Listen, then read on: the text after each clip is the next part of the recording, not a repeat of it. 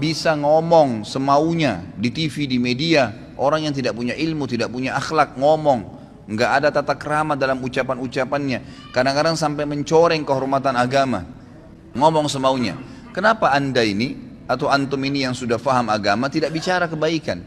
Syaitan kadang-kadang membuat kita ragu untuk menyampaikan. Sampaikan saudaraku.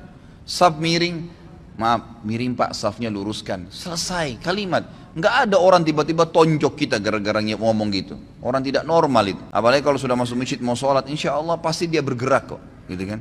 Kalau dia sudah ingatkan sekali, tetap aja nggak mau, dia seakan-akan tidak mau dengar, sudah. Tapi kita sudah lepas dari tanggung jawab hari kiamat. Harus itu ya. Dalam sebuah hadis yang sahih riwayat Imam Ahmad, kata Nabi SAW, siapa yang lihat kemungkaran pada seseorang dan dia tidak memungkirinya secara sengaja, betul-betul dia tahu di depan matanya. Jadi bukan misal ada orang berbuat mungkar di layar TV, kita nggak mungkin pungkirin kan.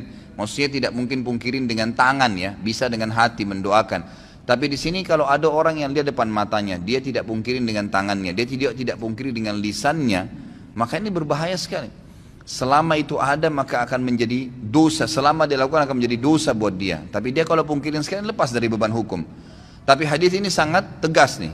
Siapa yang lihat kemungkaran pada diri seseorang lalu dia tidak pungkirin dengan tangannya kah, dengan lisannya kah, atau nanti saya jelaskan dengan hati yang selemah-lemah iman di situ, maka orang yang berbuat mungkar itu akan datang hari kiamat di depannya Allah, lalu mencekik leher orang yang melihatnya berbuat mungkar dan berkata, ya Allah, orang ini lihat saya buat mungkar dan dia tidak ingatkan, maka hukumlah dia. Bayangin tuh. Jadi kita nggak boleh masuk surga sendirian. Ingatkan orang, saudaraku. Lisan itu ucapkan kalimat yang baik. Kata Allah SWT dalam Al-Quran, wa mathulu kalimatin tayyibatin kasyajaratin tayyibatin asluha thabitun wa far'uha fis sama'.